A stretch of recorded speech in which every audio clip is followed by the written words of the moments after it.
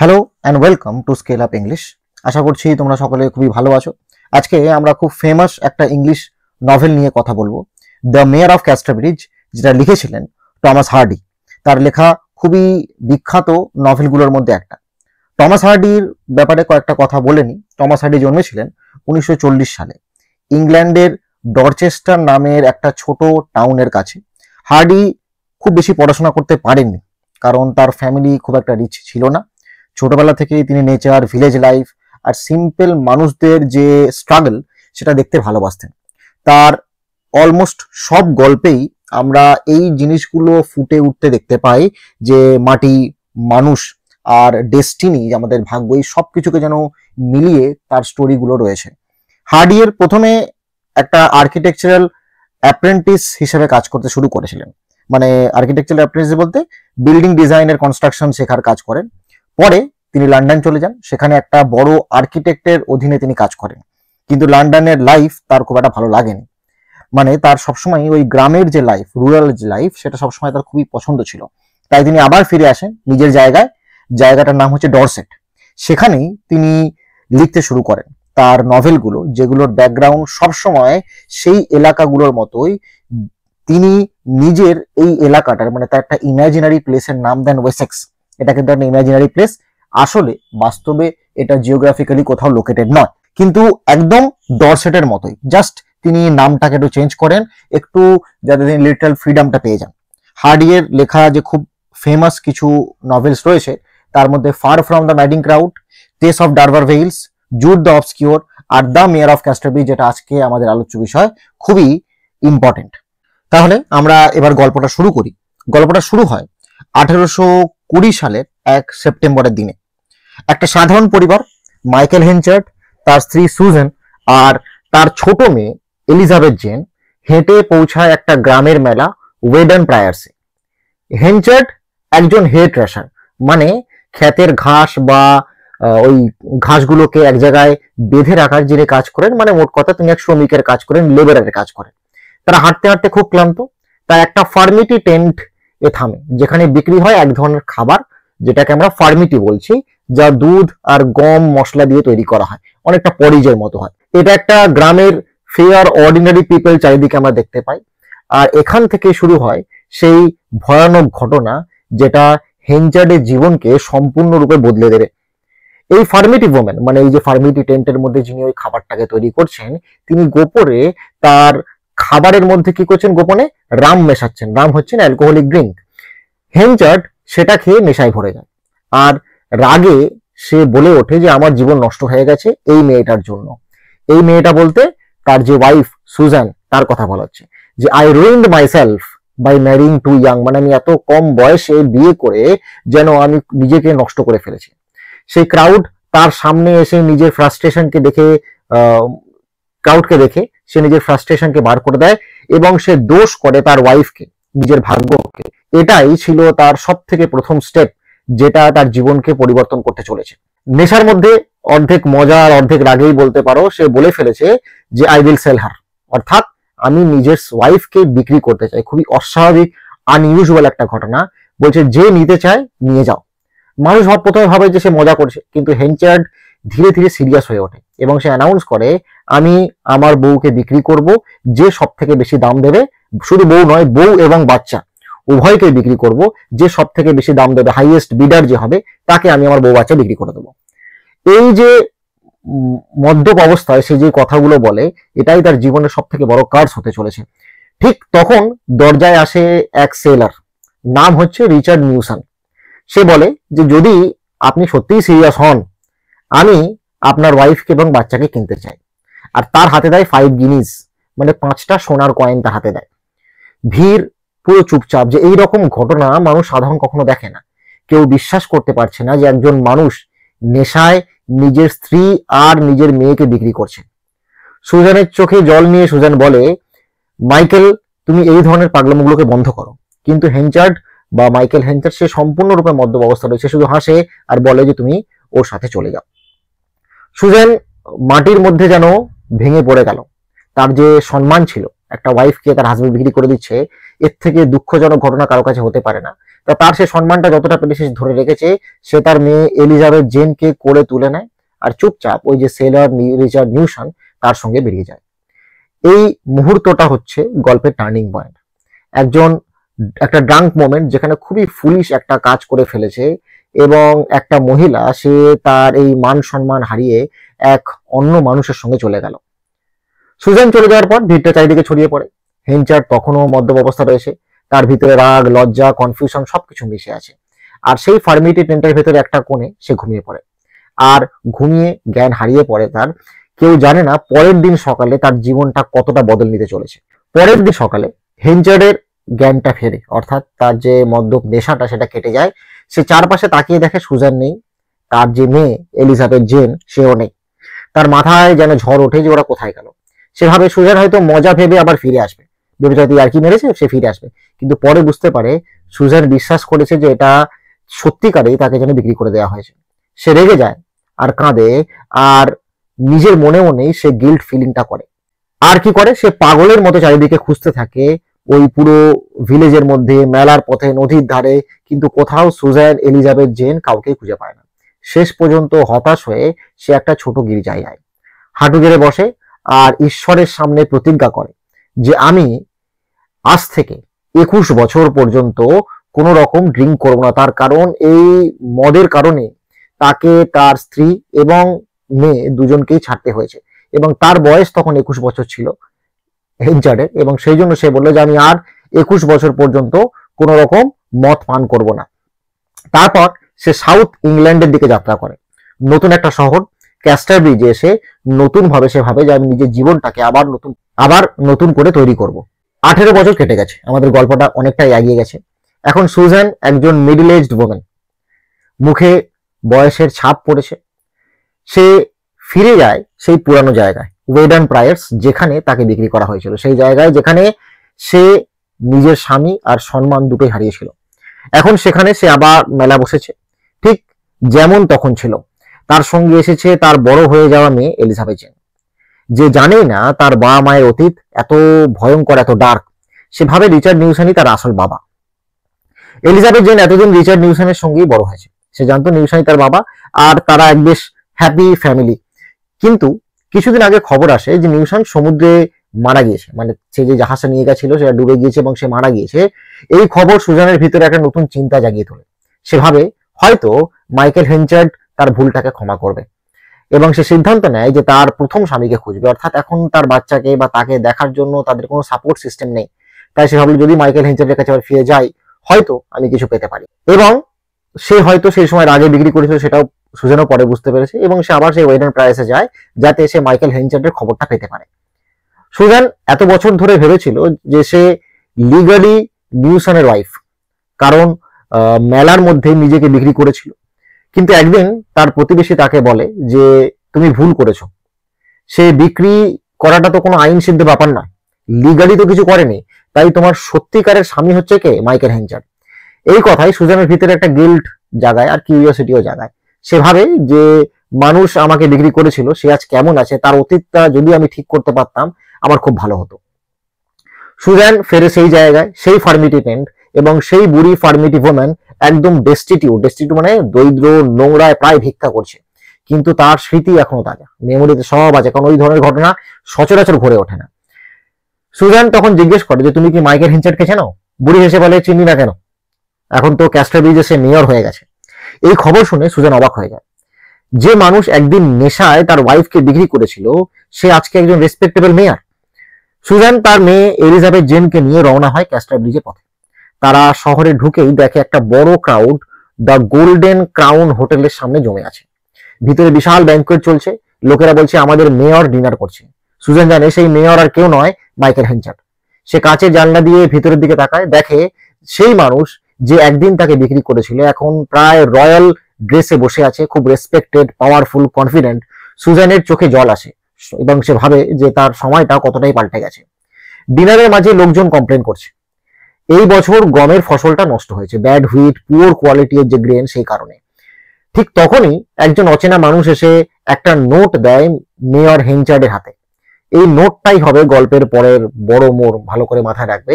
এই অচেনা মানুষটা হলো ডোনাল্ড ফারফ্রে, একজন ইয়াং স্কটম্যান, সে জানে কিভাবে খারাপ গমকে ভালো করা যায়। সুজান তখন সাহস করে না হেনচার্ডের সামনে যেতে। সে ভাবে হয়তো ও আমাকে চিনতেও চাইবে না, তাই সে তার মেয়েকে নিয়ে আরেকটা ছোট ইনে যায়, যেটার নাম হচ্ছে দ্য কিং অফ প্রুশিয়া। সেখানে তারা রাত কাটায়, চুপচাপ, না জানিয়ে যে তারা কারা। সুজান ভাবছে কিভাবে দেখা করবে তার পুরানো স্বামীর সঙ্গে। আর এলিজাবেথ জেন তখনও ব্লিসফুলি আনঅ্যাওয়্যার, কমপ্লিটলি যায় না কি হতে চলেছে। সে ভাবে যে তারা নর্মাল ক্যাস্টাডিজে এসছে। পরের দিন সকালে হোটেলে টাকা কম পড়ে যায়। তখন এলিজাবেথ জেন বলে আমি হেল্প করব, আমি সার্ভ করব ফুড, মানে খাবার দাবার সার্ভ করে হোটেলের যে পেমেন্টটা হয় সেটা করবে। সে ওয়েট্রেস হিসেবে কাজ শুরু করে। খুবই পোলাইট, হাম্বেল আর হার্ডওয়ার্কিং নেচারের মেয়ে হচ্ছে এলিজাবেথ জেন। এটাই তার প্রথম স্টেপ বলা যেতে পারে যে ইন্ডিপেন্ডেন্সের দিকে। এলিজাবেথ জেন যখন খাবার সার্ভ করছে তখন সে যায় এক স্ট্রেঞ্জারের টেবিলে, যে লোকটাকে সে চেনে না। এই মানুষটি হলো ডোনাল্ড ফারফ্রে। খুবই ভদ্রলোক, এও খুব পোলাইট, স্কটিশ লোক। আমরা অলরেডি জেনেছি তার অ্যাকসেন্টটাও স্কটল্যান্ডের যে অ্যাকসেন্ট সেরকম, এবং চেহারাটাও খুব ভালো। সেই গত রাতে হেনচার্ডের হাতে নোটটা পাঠিয়েছিল ব্যাড হুইট নিয়ে, অর্থাৎ তার কাছেই জানা আছে যে কিভাবে ওই খারাপ যে গম সেটাকে ভালো করা যেতে পারে। এটাই প্রথমবার এলিজাবেথ জেন আর ফারফ্রের মধ্যে মিটিং হয়। ঠিক তখন মেয়ার হেনচার্ড হোটেলে আসে ফারফ্রের সঙ্গে দেখা করতে। সুজান আর এলিজাবেথ জেন কিউরিওসিটিতে চুপ করে তাদের কথোপকথনগুলো শোনে। ফারফ্রে বোঝায় কিভাবে কেমিক্যাল আর টেম্পারেচার কন্ট্রোল ব্যবহার করে ব্যাড হুইটকে রিস্টোর করা যেতে পারে। এই মেথড হেনচার্ডের বিশাল লস থেকে বাঁচিয়ে দেয়। আর সে ফারফ্রের এই বুদ্ধিটা দেখে একদম ইমপ্রেসড হয়। সেই মুহূর্তেই সে তাদের মধ্যে একটা বন্ডিং শুরু হয়, যা তারপর থেকে ফ্রেন্ডশিপের দিকে এগিয়ে যাবে। পরের দিন সকালে হেনচার্ড ভাবে এই ছেলেটা অর্থাৎ ফারফ্রে খুব বুদ্ধিমান, কাম, অনেস্ট আর বিজনেস সেন্সও খুব ভালো আছে। তাই সে ফারফ্রেকে বলে তুমি আমার সঙ্গে থাকো, আমার বিজনেসটা ম্যানেজ করো। হেনচার্ড তখন একজন সাকসেসফুল বিজনেসম্যান, তার বড় গ্রেইন বিজনেস আছে, রেসপেক্ট আছে, পজিশন আছে। ফারফ্রে প্রথমে রিফিউজ করে, বলে যে সে স্কটল্যান্ডে ফিরে যেতে চায়। কিন্তু হেনচার্ড জোর দিয়ে বলে যে না, তুমি এখানেই থাকো, ক্যাস্টারব্রিজকে তোমার প্রয়োজন আছে এবং আমারও তোমার প্রয়োজন। ফারফ্রে রাজি হয়। এদিকে সুজান ভাবে এখন সময় এসেছে হেনচার্ডের সঙ্গে তার সামনে আসে। সে আসে, ছোট নোট লেখে। সে নোটেতে তার নামটা দেয় না, সে শুধু লেখে তার সঙ্গে দেখা করতে চায়। এই নোটটা পৌঁছে যায় এলিজাবেথ জেনের হাতে, আর সে জানে না সেটা মেয়রের কাছে দেয়। তার কারণ সে হোটেলের মধ্যে সার্ভ করছিল, ও হাতে যায় এবং সে গিয়ে মেয়ের হাতে নোটটা দেয়। হেনচার্ড নোট পুরোই বুঝতে পেরে যায় যে এটা এই চিঠি তার যে লস্ট ওয়াইফ সুজানের, এবং সে উত্তর লিখে পাঠায়। কি লিখে পাঠায়? এক্সাক্ট ওয়ার্ড হচ্ছে come to the ring tonight. The ring ছিল শহরের বাইরে একটা পুরাতন রোমান অ্যাম্পি থিয়েটার, খুব নিস্তব্ধ। এক সময় এখানে এক্সিকিউশন হতো, অর্থাৎ মানুষকে মৃত্যুদণ্ড দেওয়া হতো। হার্ডি এটাকেই যেন একটা সিম্বল হিসাবে ব্যবহার করেছেন, যেখানে অতীতের যে পাস্ট সিনস গুলো, অপরাধগুলোর যেন একটা মিলন হতে চলেছে। রাতের অন্ধকারে সুজান আসে দ্য রিং এ। ভয়, লজ্জা, গিল্ট সব মিলে তার মনটা যেন কাঁপছে। সে দেখে হেনচার্ড অপেক্ষা করছে, তার মুখেও সে দেখতে পাচ্ছে রিগ্রেট, বহু বছরের যে অনুশোচনা সেটা সে বুঝতে পারছে। তারা দুজনেই একে অপরকে দেখে অবাক হয়ে যায়।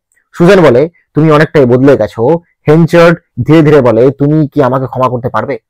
তারা ঠিক করে ধীরে ধীরে আবার এক হবে, কিন্তু কারোর কাছে কিছু জানাবে না, কারণ হেনচার্ড এখন মেয়র।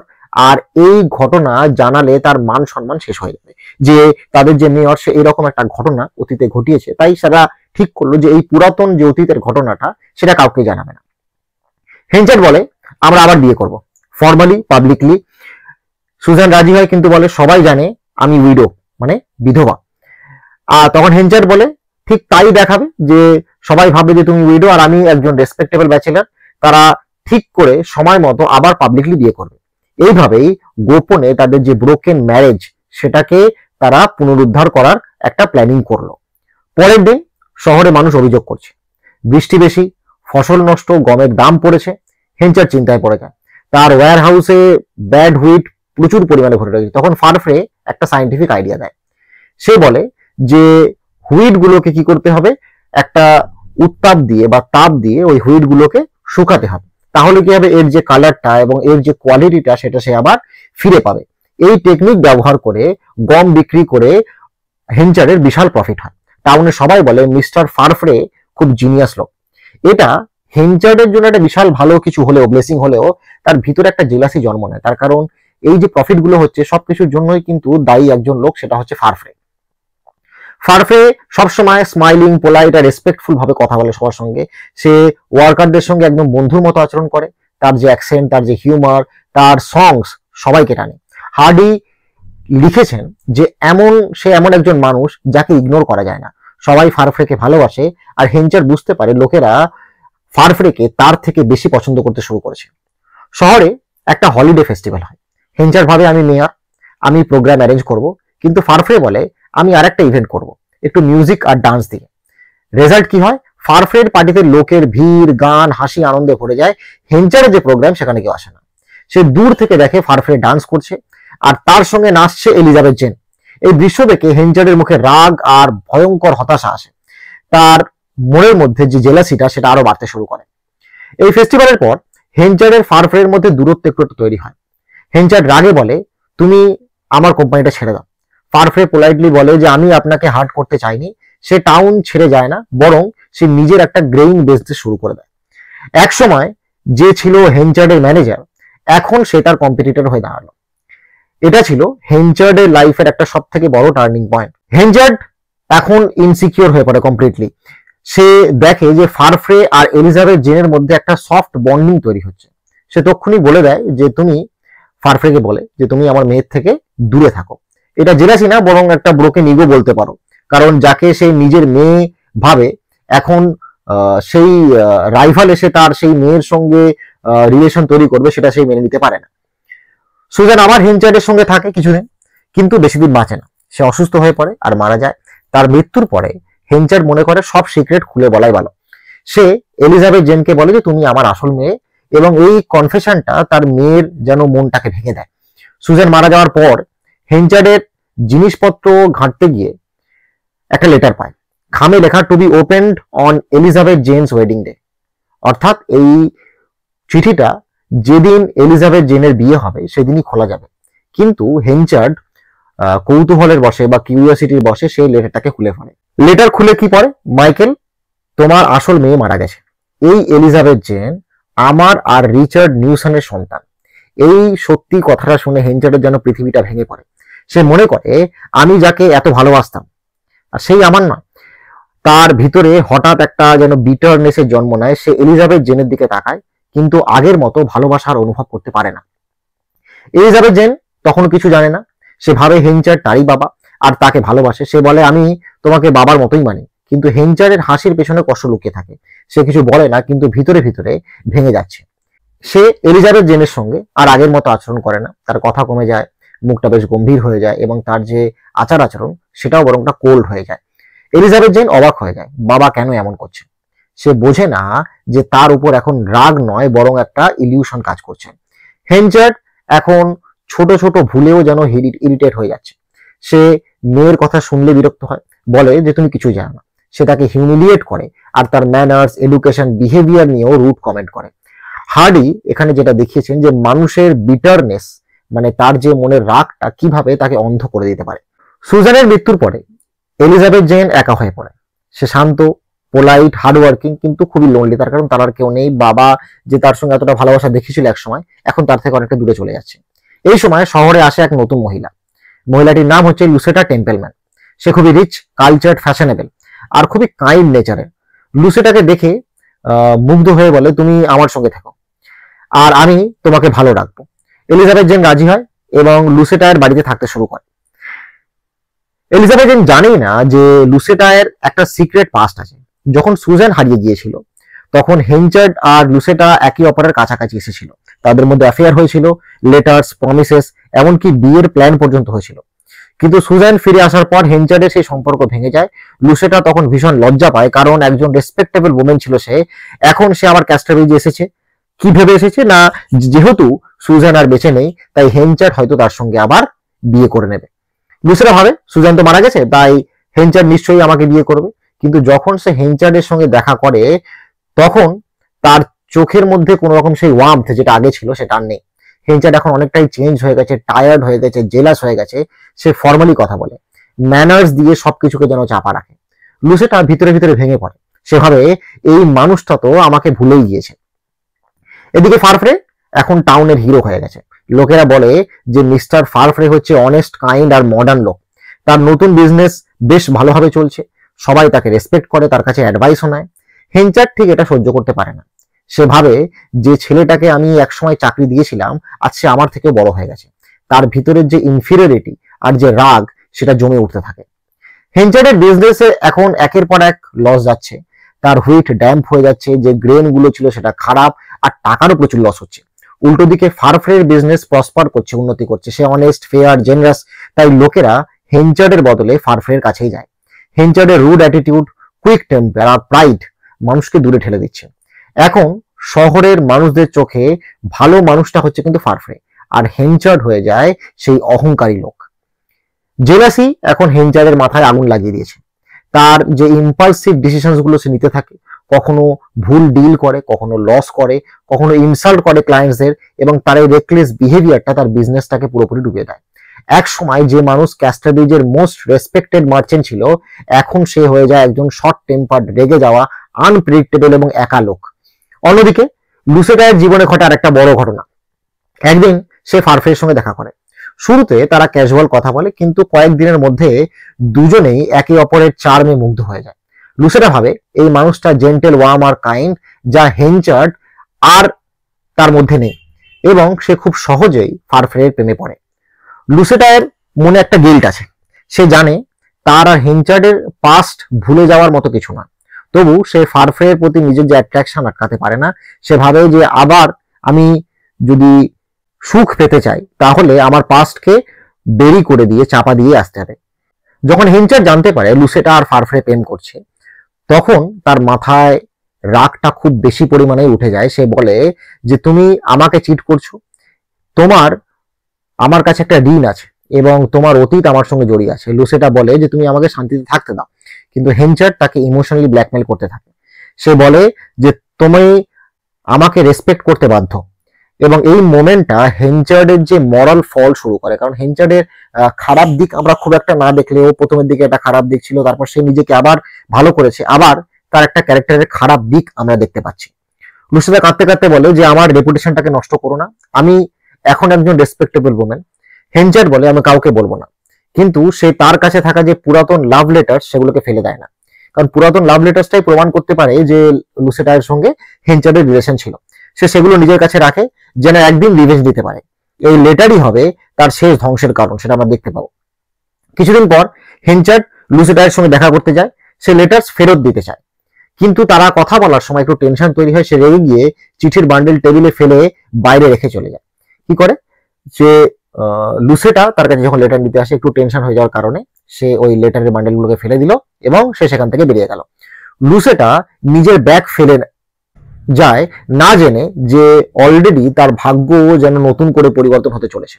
লুসেটা ভাবে চিঠিগুলো তো হার্মলেস এবং আমি পরে ডিস্ট্রয় করে দেবো, কিন্তু হার্ডি যে গল্পগুলো আমরা পড়বো, যতগুলো হার্ডি তোমরা যদি পড়ে থাকো, হার্ডির গল্পে ভাগ্য একটা বিশাল বড় কাজ করে। এই চিঠিগুলো ভুল মানুষের হাতে পড়বে, আর সেখান থেকেই ক্যাস্টারব্রিজের সব থেকে কুখ্যাত ঘটনা হতে চলেছে, যেটার নাম হবে দ্য স্কিমিংটন রাইড। লুসেটা বুঝতে পারে হেঞ্চার্ডের থেকে মুক্তি পাওয়ার একটাই পথ আছে, ফারফ্রেকে বিয়ে করা। তারা দুজনে চায় না যে শহর গসিপ করুক, তাই তারা চুপচাপ সিক্রেটলি বিয়ে করে। কিছুদিনের মধ্যে খবরটা ছড়িয়ে পড়ে যে ফারফ্রে আর মিস টেম্পলম্যানের মধ্যে বিয়ে হয়ে গেছে। ক্যাস্টারব্রিজে সবাই খুশি, কারণ সবাই ফারফ্রেকে ভালোবাসে, কিন্তু একজনের হৃদয়ে আগুন জ্বলে উঠেছে, আমরা সবাই জানি, সেটা হচ্ছে মাইকেল হেঞ্চার্ড। যখন হেঞ্চার্ড শোনে যে লুসেটা এখন ফারফ্রের ওয়াইফ, তার মনে আঘাত লাগে, রাগ, অপমান। সে ভাবে যে আমি ওকে ভালোবাসতাম, আমি ওকে সমাজে রেসপেক্টেবল হতে সাহায্য করতে চেয়েছিলাম, আর এখন সে আমাকে ভুলে গেছে। এই মুহূর্তে তার ভিতরে সব মানবিক যে মরাল দিকগুলো সেটা যেন ভেঙে পড়ে। সে শুধু রিভেঞ্জ, ইগো আর জেলাসিতে ভরে যায়। হেঞ্চার্ডের ব্যবসা একের পর এক লসে যাচ্ছে, আর ফারফ্রের বিজনেস ভালো চলছে। আমরা আগেই শুনেছি, লোকেরা বলছে যে ফারফ্রেই হচ্ছে নাকি তাদের ভবিষ্যৎ। একদিন শহরের মার্কেটে সেই পুরাতন যে ফার্মেটিভ ওম্যান, যিনি একসময় মেলাইতে সুজেন আর হেঞ্চারের ঘটনাটা দেখেছিলেন, ড্রাঙ্ক অবস্থায় গল্প বলতে শুরু করেন। সে বলে আমি নিজেই দেখেছিলাম মেয়র হেঞ্চার্ড নিজের ওয়াইফ আর বেবিকে মদ্যপ অবস্থায় বিক্রি করেছিল। লোকজন অবাক হয়ে যায়, সবাই গসিপ শুরু করে, এটা কি সত্যি? এই মুহূর্তে হেঞ্চার্ডের রেসপেক্ট শেষ হয়ে যায়। এই ইনসিডেন্টের পর কি হয়, সবকিছু ভেঙে পড়ে। হেঞ্চার্ড ফোর্সড হয়ে মেয়রের পদ থেকে সরে যায়, তার বিজনেস কমপ্লিটলি কোল্যাপস করে, ওয়ার্কার্স চলে যায় ফারফ্রের কাছে। সে যে মানুষ একসময় ক্যাস্টারব্রিজের পাওয়ার সিম্বল ছিল, সে এখন হাসির পাত্র হয়ে গেছে এবং তার যে ওই ড্রাঙ্কের মিস্টেক সেটাই তার লাইফ লং পানিশমেন্ট হয়ে যাচ্ছে। ফারফ্রে এখন খুব সাকসেসফুল আর জেন্ডাস ম্যান, দেখে যে হেনচার্ড একা আর ভেঙে পড়েছে। সে বলে যে স্যার আমি আপনাকে হেল্প করতে চাই এবং আমি আপনাকে কিছু কাজ দিতে পারি, কিন্তু হেনচার্ড বলে যে না, আমার তোমার মায়ার কোনো দরকার নেই। তার কারণ হেনচার্ডের মনের যে অহংকার সেটা এখনো ভাঙেনি। অবশেষে সে কাজটা মেনে নিতে বাধ্য হয় এবং একজন কন মেজারার হিসাবে কাজ করতে শুরু করে ফারফ্রের কাছে। সেই গ্রেন ওয়্যার হাউসে দাঁড়িয়ে এবং কি করে মাপজোক গুলো করতে থাকে। আর তার মালিক তার পুরাতন কর্মচারী ডোনাল্ড ফারফ্রে। হেনচার্ড রাতে ওয়্যার হাউসের মধ্যে ফারফ্রেকে আঘাত করার অর্থাৎ ইনজিওর করার একটা প্ল্যান করে। সে একটা স্ক্যাফোল্ড তৈরি করে যেন গ্রেনের লিফট থেকে ফারফ্রে পড়ে যায়। কিন্তু যখন ফারফ্রে আসে হাসি মুখে বলে যে স্যার আপনি একটু সাবধানে যাবেন, তখন হেনচার্ডের হৃদয় কেঁপে ওঠে, সে পারে না। এবং সে ভিতরে এখনো কিছু হিউম্যানিটি যে বাকি আছে, যখন ফারফ্রে তার প্রতি ভালো মনোভাব দেখায় তখন সে ভাবে যে আমারও ফারফ্রের জন্য কিছু করা উচিত। তাই সে ভেঙে পড়ে, মাটিতে বসে পড়ে এবং নিজের মনের সঙ্গে হেনচার্ড নিজে যেন লড়াই করতে থাকে। লুসেরা জানে না যে হেনচার্ড এখনো রাগে আছে। সে ভাবে আমি এখন ম্যারিড ওম্যান হয়ে গেছি, কিন্তু আমার ওল্ড লাভ লেটার্স রয়েছে ওর কাছে। সে দেখা করে হেনচার্ডের সঙ্গে, পোলাইটলি বলে যে আমার লেটারগুলো আমাকে ফেরত দাও, আর আমি চাই না ওইগুলোকে কেউ দেখুক। হেনচার্ড রাগে বলে তুমি ওগুলো পাবে যখন আমার ইচ্ছা হবে তখন আমি তোমাকে দেবো। হেনচার্ডের কাছে চিঠিগুলো শহরের কিছু ড্রাঙ্ক মানুষের হাতে পড়ে যায় কোনোভাবে। জোশুয়া জব বলে একজন ছিল, তার হাত থেকে কোনোভাবে এই ড্রাঙ্ক মানুষের হাতে পড়ে যায় এবং কিউরিয়াসিটিতে পড়ে তারা কি করে মেয়রের, কারণ মেয়রের ঘটনা সাধারণ মানুষের ঘটনা নয়, তার যে পুরাতন মিস্ট্রেসের চিঠি, এগুলো নিয়ে তারা একটা স্কিমিং টার্ন রাইড তৈরি করে, যেটা আমি আগেও বললাম। এটা একটা মকিং প্যারেড যেখানে তারা পুতুল বানিয়ে শহরে ঘোরাবে, যেখানে হেনচার্ডের আর লুসেটার ক্যারিকেচার তৈরি হবে। আর এটা ছিল গ্রামের মানুষের কাছে একটা পাবলিক শেমফুল রিচুয়াল বলা যেতে পারে। যখন সেই ডিসগাস্টিং প্রসেসর লুসেটার বাড়ির সামনে দিয়ে যায়, তারা গানে গানে হাসছে, তারা হাতে একটা পুতুল, একটা লুসেটার মতো সাজানো আর একটা হেনচার্ডের মতো সাজানো। লুসেটা জানলা দিয়ে সেটা দেখে, সে লজ্জায় ভয়ে আর পাগলের মতো চিৎকার করে ওঠে এবং সবাইকে থামাতে বলে এবং মাটিতে শেষ মতো লুটিয়ে পড়ে। কিছু ঘন্টা পরেই সে মারা যায় শক আর এম্বারাসমেন্টে। তার মৃত্যুটা ফিজিক্যাল ছিল বলা যেতে পারে না, বরং এটা সোশ্যাল হিউমিলিয়েশনের জন্যই হয়েছিল। লুসেটার মৃত্যুর পর হেনচারের নিজের কনসায়েন্স, মানে নিজের যে বিবেকবোধ, সে ফিরে পায়। যদিও হেনচার ডাইরেক্টলি এটাতে কিছু করেনি, কিন্তু তার ভুলের জন্যই এটা হয়েছে। সে ভাবে সব আমার দোষ, আমার ইগো আর আমার রিভেঞ্জ। সে গিল্ট এ কাঁপতে কাঁপতে তার রাতগুলো স্লিপলেস ভাবে যায় এবং সে বুঝতে পারে না সে কি করবে।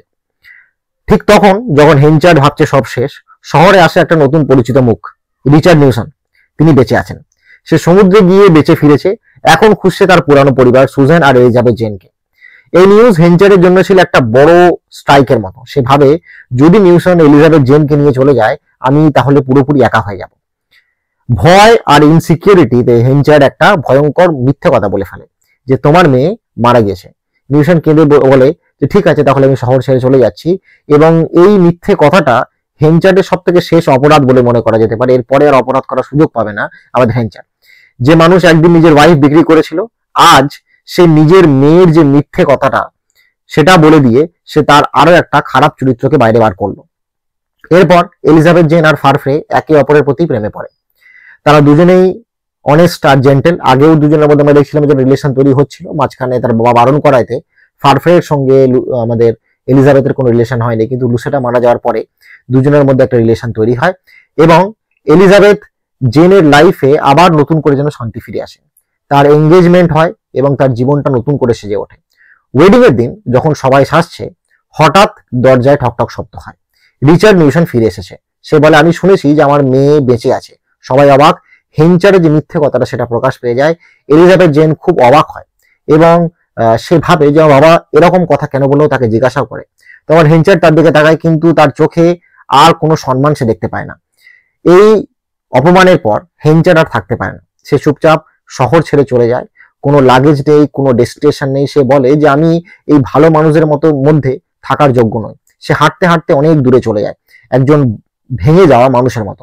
কয়েক মাস পর এলিজাবেথ জেন ফারফ্রের সঙ্গে সুখে আছে বেশ, কিন্তু তার মনে সবসময় একটা খালি জায়গা যেন রয়েছে।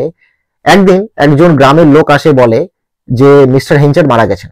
সে খুব অবাক হয়ে যায়। সে জানতে পারে হেনচার একা খুবই দারিদ্র অবস্থায় একটা কটেজে মারা গেছে, যেখানে তার পাশে কেউ ছিল না। তার মৃত্যুর আগে হেনচার একটা সিম্পল নোট লিখে গিয়েছিল। কি note? Do not mark my grave, let me be me be forgotten. এটাই তার লাস্ট উইশ, অর্থাৎ চায় না যে তার গ্রেভের উপরে তার নামটা লেখা হোক এবং তার যে ডেথ বা মৃত্যু বা জন্মের দিন সেগুলোকে লেখা হোক। তার কারণ সে চায় না যে তাকে কোনো মানুষ মনে রাখুক। যে মানুষ একসময় মেয়র ছিল, রেসপেক্টেড ছিল, পাওয়ারফুল ছিল, সে চাইছে তার নাম মাটির নিচে হারিয়ে যাক। এখানে হার্ডি দেখাচ্ছেন যে কিভাবে আমাদের প্রাইড থেকে হিউমিলিটি আর ইগো থেকে রিপেন্টেন্স, এই মানুষের জার্নিটা কমপ্লিটলি একটা ট্র্যাজিক জার্নি। শেষে এলিজাবেথ জেন হেঞ্চারের জন্য কাঁদে। সে ভাবে যে লোকটা হয়তো ভুল করেছে কিন্তু কমপ্লিটলি ইভিল ছিল না। এটাই হচ্ছে ট্র্যাজেডি এবং তার চোখে জল আছে। হেঞ্চার্ড ক্ষমা তো চেয়েছিল কিন্তু ক্ষমাটা চাইতে হয়তো তার ভুল হয়ে গেছে। তাই এখানেই আমাদের গল্পটা শেষ হয়।